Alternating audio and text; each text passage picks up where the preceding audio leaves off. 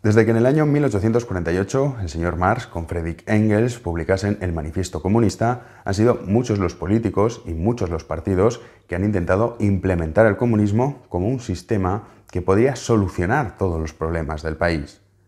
A decir verdad, Karl Marx pensaba que solamente en los países que habían sido previamente industrializados se podía llevar a cabo la revolución comunista. Pero, como en tantas de sus predicciones, se equivocó y fue en Rusia donde Vladimir Lenin consiguió instaurar el régimen comunista por primera vez en el mundo. Tras dar un golpe de Estado contra el débil gobierno provisional que tenía aquel entonces Rusia, que estaba dirigido por Kerensky, para que se hagan ustedes una idea, era una especie de Mariano Rajoy del momento, Lenin empezó a implementar su régimen. El problema es que había unas elecciones que ya habían sido señaladas 3 semanas después. Lenin creyó que era una buena oportunidad para hacerle ver a los rusos que todos ellos votaban por los bolcheviques y que por lo tanto el comunismo estaba llegando de forma democrática al poder. Para su sorpresa, los mencheviques le aplastaron y tras sufrir una debacle absoluta en las elecciones, lo que hizo fue derrocar el Parlamento, detener a todos sus miembros e instaurar la dictadura del proletariado. Acto seguido, lo que hizo fue formar la Checa, nombrar a Cherchinsky como el director de la misma, y para que ustedes hagan una idea, en las 6 primeras semanas que se instauró la Checa, se fusilaron a más de 50.000 personas. Esto es más que todos los muertos que provocó la dinastía Romanov en sus 300 años de historia. Lenin, que había ido a liberar al pueblo ruso de los zares, los había sumido en el totalitarismo y en la dictadura más perversa. No conforme con ello, decidió aplicar las políticas económicas que defendía Marx, las que él bautizó comunismo de guerra. Tras nacionalizar, expropiar, erradicar el comercio libre en Rusia, lo que provocó estas medidas económicas fue una hambruna por todo el país. En concreto, 25 millones de personas se vieron afectadas por el hambre. La hambruna más grave fue la vivida en la región del Volga, donde 7 millones de personas murieron a causa de las políticas implementadas por Vladimir Lenin. Incluso el propio Lenin, en el año 1921, fue el primero que en cierta forma reconoció que el comunismo no funcionaba y permitió de nuevo, con una liberalización del mercado, sobre todo en el sector agrícola, no así en el sector industrial, que de nuevo los campesinos pudiesen labrar la tierra, pudiesen quedarse con los excedentes y pudiesen vender lo que no les requisaba el Estado. Esto lo que provocó posteriormente fue lo que él denominó la crisis de la tijera, una crisis que el señor Stalin decidió paliar una vez Lenin apartado del poder y tras su fallecimiento. Stalin lo que decidió hacer fue de nuevo volver a las políticas económicas marxistas, lo que provocó, una vez más, hambrunas, miseria y hambre por todo el país.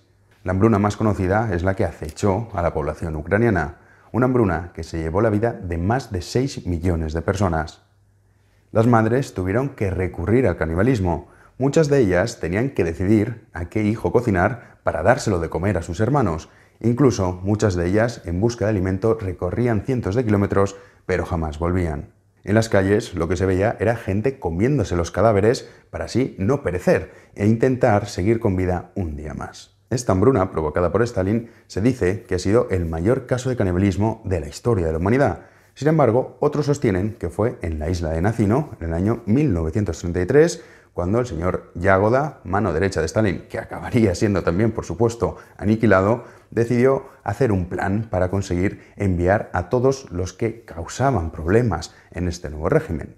El plan consistía en enviar a 2 millones de personas a esa isla para, de esa forma, no tener que transportarlos entre los gulags, ya que Rusia, pues en fin, no es un país pequeño y suponía un gran coste enviar a toda esa gente que al fin y al cabo lo que iban a hacer era matarlos.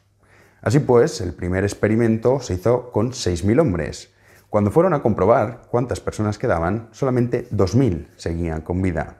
Los otros 4.000, muchos de ellos, jamás llegaron a ser encontrados.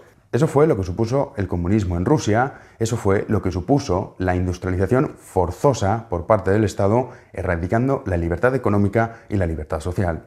Un régimen que cuando cayó en el año 1989 dejaba de un lado los países más pobres que había en Europa, mientras que en la Europa occidental lo que se respiraba era libertad, progreso y riqueza. Pero no fue el único país que cayó en las manos del comunismo. China fue la siguiente en caer. En el año 1949, Stalin colaboró con Mao para derrocar el gobierno chino, dirigido por Chiang Kai-shek. Cuando Chiang Kai-shek decidió renunciar, Mao Zedong se autoproclamó líder de China y no tardaría en implementar de nuevo las políticas comunistas que previamente habían fracasado en Rusia. En el año 1958, Mao se decidió a industrializar China y bautizó ese proceso con el nombre de El Gran Salto Adelante. Por supuesto, prohibió la propiedad privada. A partir de ese momento, cada grano pasó a ser propiedad del Estado, construyó miles de graneros públicos, erradicó el comercio y expropió a los campesinos todas y cada una de sus propiedades. Destruyó incluso las pequeñas casas que tenían para construir barracones donde dormirían los granjeros, las cuales eran llamadas granjas colectivas. Los chinos perdieron, de la noche a la mañana, su libertad y todos sus bienes. A partir de entonces iba a ser ese Estado protector el que les iba a otorgar tanto los alimentos como la educación como la sanidad. El resultado de estas políticas se vieron reflejadas en el primer trimestre, en el cual 17 millones de personas murieron a causa del hambre. Esa cifra se incrementó a finales de año hasta los 25 millones de personas. Liu Shaoqi, que era un comunista ferviente y que ayudó a Mao en todo este proceso, cuando abandonó Pekín y comenzó a viajar por su país para ver qué es lo que había supuesto estas políticas comunistas, volvió aterrorizado a la capital viendo las consecuencias del comunismo. Se lo hizo saber a su amigo Mao y la respuesta fue el encarcelamiento y, por supuesto, la mayor degradación que uno puede tener: estar encerrado hasta morir de hambre.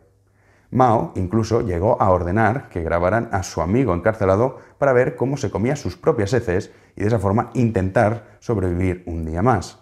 Pero Mao, lejos de culpar al comunismo de la situación, lo que hizo fue culpar, como siempre hacen los comunistas, a un tercero, en este caso a los gorriones. Aunque les parezca surrealista, Mao ordenó a la población china a matar a todos los gorriones, y aquellos que conseguían matar a un gran número de gorriones eran recompensados con unos cuantos gramos de arroz de más. Por supuesto, el plan fracasó, ya que sin gorriones ni pájaros que se comieran los insectos y las langostas, las cosechas del año siguiente fueron un absoluto desastre. De nuevo, la intervención estatal, lejos de mejorar la situación, lo que hizo fue empeorarla. Pasaron los años y Mao de nuevo buscó otro culpable. En este caso, creía que era la población china, que no sentía como debía sentir los valores comunistas y que no estaban haciendo lo correcto, y que por ello se estaban muriendo de hambre. Así pues, en el año 1965 decidió aplicar lo que él denominó la Gran Revolución Cultural Proletaria, para de esa forma que los chinos tuviesen valores comunistas de verdad y la situación fuese un paraíso para sus ciudadanos. Una de sus principales medidas fue obligar a la población china a leer el libro que él mismo habría escrito, el Libro Rojo. Este libro ha sido el segundo libro más publicado, solo por detrás de la Biblia. 900 millones de ejemplares se repartieron entre toda la población y la encargada de hacer ese proceso, adivinen quién fue: la mujer de Mao. Madame Mao, como era conocida por la cúpula comunista que la temía, y de hecho razones tenían porque todos ellos acabaron siendo exterminados, también se autodenominó ella misma como la perra de Mao. Su trabajo era ir buscando a todos aquellos que estaban dentro del partido, pero que realmente lo que estaban era siempre conspirando para intentar hacerse con el poder y dejaban de lado las políticas comunistas. Su mujer fue la encargada de asegurarse de que todas las escuelas, universidades y centros educativos tuvieran al menos un ejemplar por alumno, los cuales eran obligados a conocer el contenido del libro de memoria. Las palabras que más aparecen en el libro de Mao, y que seguramente Yolanda Díaz y el 99% de los comunistas jamás han leído, son pueblo, partido, guerra, ejército y revolución. Pero Mao no estaba conforme con que los chinos aprendiesen de memoria su obra. Fue un paso más allá y decidió crear la Guardia Roja. La Guardia Roja tenía como propósito perseguir a la oposición y, por supuesto, erradicarlos de las universidades, escuelas, centros educativos, centros culturales e institucionales y, evidentemente, dentro del partido. Mao daba recompensas a todos aquellos que delatasen a algún opositor. Víctimas, muchos de ellos de la hambruna, la miseria y la pobreza, llegaban incluso a delatar a sus propios padres, aunque fuesen inocentes, para así poder comer. Mientras padres e hijos se mataban, Mao seguía disfrutando de una vida llena de lujos, opulencias y, por supuesto, alejado de la vida real que vivían los chinos. La revolución cultural proletaria se llevó la vida de más de 30 millones de personas. Eso fue lo que supuso el comunismo en China. Posteriormente llegaría el mayor genocida de la historia de la humanidad, el señor Pol Pot, que en Camboya, tras hacerse con el poder, instauró su régimen dictatorial. Pol Pot provenía de una familia acomodada, tanto es así que se fue a estudiar a París, y fue ahí, en París, donde se sumergió en la literatura marxista y quedó encantado con las teorías que defendía el comunismo. A su regreso a su Camboya natal, lo único que anhelaba era poder implementarlas en su país para así conseguir que la población camboyana se liberara del yugo capitalista. Para ello decidió formar lo que sería conocido como los Jemeres Rojos, para de esta forma tomar a través de la violencia, tal y como decía el propio Karl Marx, el poder y tal y como había hecho tanto Lenin como Mao. Pol Pot demostró su sed de sangre incluso con sus propios soldados, ya que les aplicó unas leyes extremadamente estrictas. Los encerraba en minúsculas cabañas de bambú, los tenía sin comer, eran aislados durante días e incluso recibían grandes palizas con el propósito de fortalecerlos. También era una forma de asegurarse de que sus miembros eran fieles al comunismo y estaban dispuestos a luchar hasta el final. En diciembre de 1974 tomó la capital del país, Phnom Penh, y una de sus primeras medidas fue evacuar la ciudad. 2 millones de personas, insisto, 2 millones de personas fueron obligadas a abandonar sus casas y a dejar todas sus posesiones detrás. Aquellos que se escondían porque no querían marcharse ni perder sus propiedades, si eran encontrados, a los que les sometía era a una gran cantidad de torturas. Por supuesto, mientras la población abandonaba la ciudad, se les requisaba de todos sus bienes, y aquellos que oponían resistencia eran inmediatamente ejecutados. Pol Pot, al igual que Mao Zedong, pensaba que la población camboyana tenía una mentalidad muy burguesa y que el capitalismo les había convencido de que tener propiedad privada y poder comerciar era algo positivo, con lo cual Pol Pot pensaba que dentro de una ciudad no se iba a poder hacer la revolución comunista como él deseaba y para ello lo que había que hacerse era marcharse al campo. Incluso llegó a prohibir el uso del dinero, porque Pol Pot consideraba que el dinero solo servía para conseguir sobornar a los altos cargos. Así pues, de esta forma, los camboyanos vieron como de la noche a la mañana todo lo que tenían dejaba de pertenecerles. Pol Pot instauró leyes enfermizas, tales como que todo el mundo vistiese igual para que no hubiese diferenciación de clases, prohibió el uso de gafas, ya que consideraba que si alguien tenía gafas era porque sabía leer, y si leía lo que era un contrarrevolucionario, por lo tanto había que asesinarlo. Otras de las medidas fue prohibir la práctica de cualquier deporte por ser una actividad burguesa y, por supuesto, obtener comida que no hubiese sido repartida entre los Jemeres Rojos. A los trabajadores más valiosos se les proporcionaba 3 tazas de comida, a los menos productivos solamente una, para que de esta forma trabajasen más y así el Estado les recompensase con mayor alimento.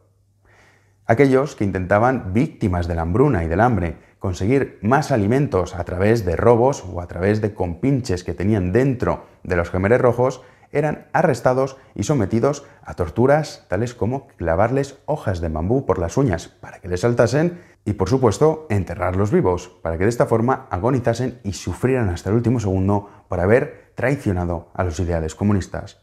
A decir verdad, el más afortunado era aquel que era fusilado. El 25% de la población camboyana fue exterminada por Pol Pot. Para no alargar el vídeo, me dejo casos como el de Cuba, como el de Rumanía, como el de Corea del Norte, casos que también se han dado en África y que siempre ha acabado produciendo lo mismo, que es el hambre, la miseria, la pobreza, la poca capacidad del individuo para poder desarrollarse tanto culturalmente como económicamente, en definitiva, el control estatal absoluto. Todos ellos llegaron al poder prometiendo el paraíso y lo que hicieron fue convertir la tierra en el infierno. Pregúntense por qué muchos de los que han visto este vídeo desconocían estos datos. Datos históricos que desde luego no desconocen ni la población ucraniana, ni la población camboyana, ni tampoco la población rusa. Pregúntense si de verdad ustedes están informados o por el contrario lo que están es sometidos al adoctrinamiento mediático que conforman A3 Media y Mediaset, que se dedican a blanquear ideologías criminales como el comunismo.